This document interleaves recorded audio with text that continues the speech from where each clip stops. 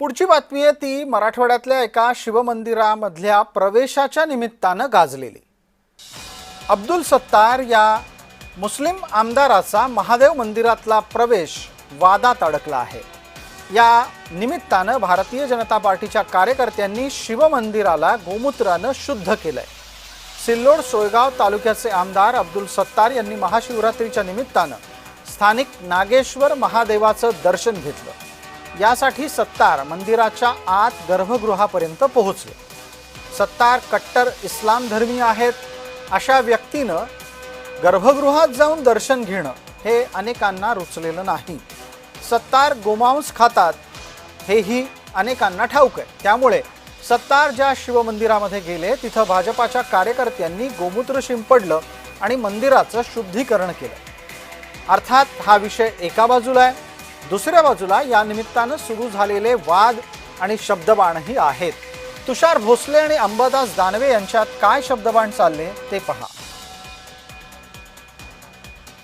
एका बाजूला दृश्यांमध्ये आपण महादेव मंदिरामध्ये गेलेले अब्दुल सत्तार पाहतो आहोत, तर थोड्या वेळापूर्वी आपण झालेलं गोमूत्राच्या माध्यमातून झालेलं मंदिराचं शुद्धीकरण पाहिलंय। अब्दुल सत्तारांनी हिंदू धर्मात प्रवेश केलाय का? आणि नसेल तर मग त्यांनी बाहेरून दर्शन घ्यायला हवं होतं। आमच्या देवी देवतांची मंदिरं ही काही स्मारक नाहीये, गर्भगृहाचे धार्मिक नियम असतात। त्याच्यामुळे राजकीय फायद्यासाठी आमच्या धर्माचे नियम मोडू नका।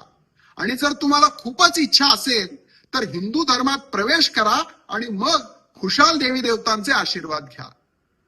मंदिर असो, मस्जिद असो, हे सगळे सार्वजनिक ठिकाण आहेत। तुषार कोण शंकराचार्य लावून गेला का हरामखोर?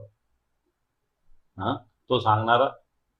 एखादा जर मुस्लिम माणूस मंदिरात येऊन जर देवाचं दर्शन करत असेल त्याचं स्वागत करावं, त्याला का विरोध करावा? त्यामुळे ही भारतीय जनता पार्टी संकुचित धर्माला संकुचित बनवणार आहे। हिंदू धर्म हा व्यापकता आहे। हिंदू धर्म काय अवघे विश्वाची माझे घर म्हणणारा हिंदू धर्म आहे, लक्षात घ्या।